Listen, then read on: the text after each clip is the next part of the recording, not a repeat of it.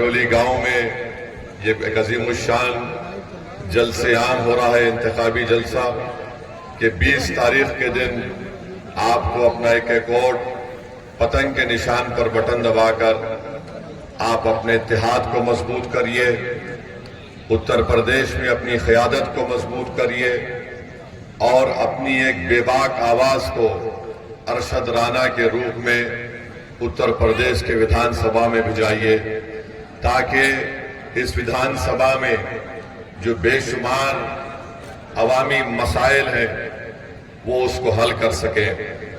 آپ جانتے ہیں کہ میراپور ویدھان سبھا میں بچیوں کے لیے، خواتین کے لیے کوئی ڈگری کالج نہیں ہے، اسپتال نہیں ہے، اور یہاں پر جو شوگر مل ہے، مورانا شوگر مل، اس کی کیپیسٹی بڑھانا ہے، جس کے تعلق سے کوئی ودھائک یا سانسد نے اب تک کوشش نہیں کی۔ گنے کا ریٹ جو 450 روپے ہونا چاہیے، ابھی تک صرف 300 روپے دیا جا رہا ہے، اس کی مانگ کوئی نہیں کر رہا ہے، اور اسکول نہیں ہے، روڈ نہیں ہے، بجلی کی سہولت نہیں ہے، اور پھر یہاں پر جو جوجا برادری ہے ان کو ان کا حق بھی نہیں دیا جا رہا ہے۔ اور ساتھ ہی ساتھ آپ جانتے ہیں کہ اس برادری کے لیے اسکول کی بہت بڑی ضرورت ہے، بنیادی سہولتیں ان کو مہیا نہیں کی جا رہی ہیں۔ ساتھ ہی ساتھ اس ویدھان سبھا میں ہمارے قریش برادری کے بھی لوگ رہتے ہیں، جن کے کاروبار کو جو برسوں سے وہ کاروبار کرتے ہیں اپنی زندگی گزارنے کے لیے، اس کو یہاں پر اتر پردیش کی بی جے پی کی سرکار نے اس کاروبار کو ختم کرنے کی پوری کوشش کی اور کر بھی رہے ہیں۔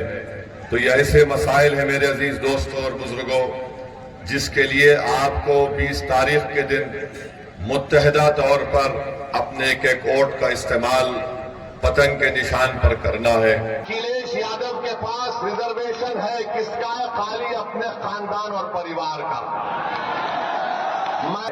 آپ کو غلط فہمی ہے، یہ سماجوادی کبھی بھی آپ کا کوئی کام کرنے والی نہیں ہے، مگر آپ یہ سمجھتے ہیں کہ کیا کریں، مجبوری ہے۔ ارے اب تو مجبوری نہیں ہے نا، ارشد رانا کو کامیاب کریے تو بھیا کا دماغ بھی ٹھکانے لگ جائے گا پوری طریقے سے۔ آپ کے ووٹ کی اہمیت بڑھے گی، آپ کی زندگی کی اہمیت بڑھے گی، آپ کے بے روزگار نوجوان بچوں کا مستقبل کے بارے میں سوچنے پر مجبور ہو جائیں گے۔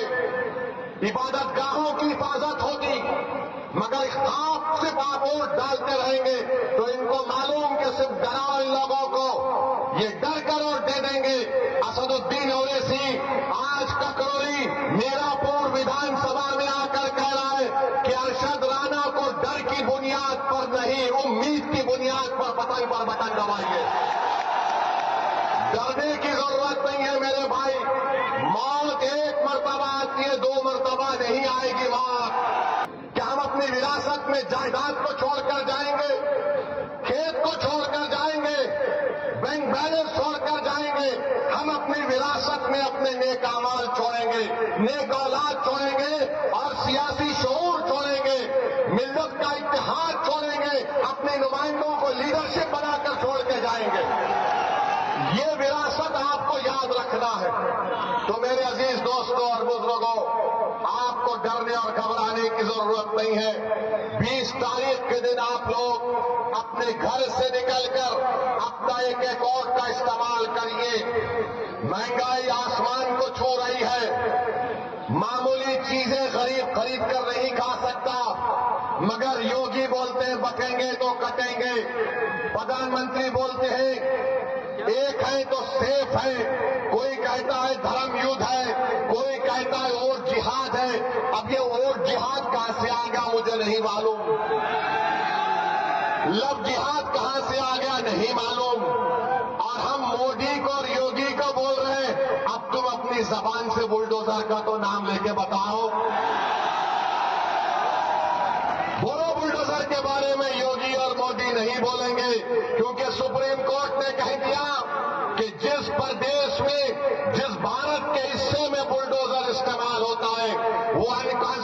सिग्नल है, वो वहां की स्थिति को दिखाता है कि क्या वहां के हालात है। सुप्रीम कोर्ट ने यह भी कह दिया कि अगर कोई गवर्नमेंट का अधिकारी बुलडोजर लेकर आएगा तो सुप्रीम कोर्ट ने कहा कि वो हमारे अहकामात का उल्लंघन कर रहा है, उसकी नौकरी चले जाएगी।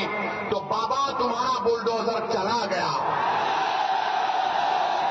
तुम बुलडोजर लेकर आएंगे, सुप्रीम कोर्ट तुमको सुप्रीम कोर्ट में कंटेम्प्ट की नोटिस देगा, 15 दिन का टाइम देना पड़ेगा।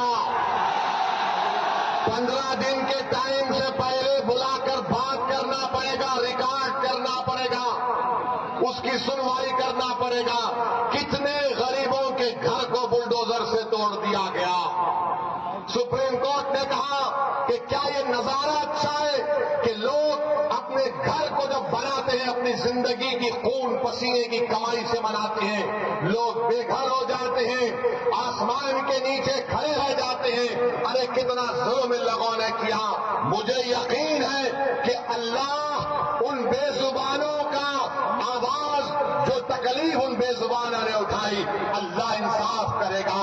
जो बुलडोजर से हुकूमत कर रहे हैं, इंशाअल्लाह ताला तुम्हें शिकस्त भी होगी तो बुलडोजर की तरह तुमको शिकस्त होगी।